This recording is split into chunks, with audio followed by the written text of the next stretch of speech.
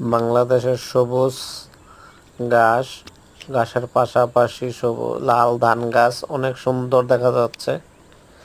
এই যে অনেকটা জায়গা ঘাস করা হয়েছে গরুর জন্যে। আর পাশে এই যে ধান গাছ লাল হয়ে আছে, অনেক সুন্দর দেখা যাচ্ছে। যে বড় আছে ঘাস, এগুলো হইছে কাটা হইছে লম্বা হইতেছে। আর ওই পাশে হইছে সবুজ দেখা যাচ্ছে কিছু ধান গাছ, আবার কিছু পাকা লাল হয়ে আছে পিলা কালারের। সব মিলিয়ে অনেক সুন্দর লাগতেছে।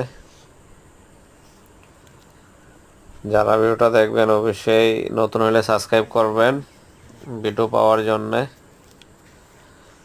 অনেক সুন্দর এরিয়াটা। এই যে ধান গাছ কি সুন্দর হলুদে আছে ধান গাছ, এদিকে ঘাস অনেক লম্বা লম্বা। এই যে ওই পাশে হচ্ছে আলু, মিষ্টি আলু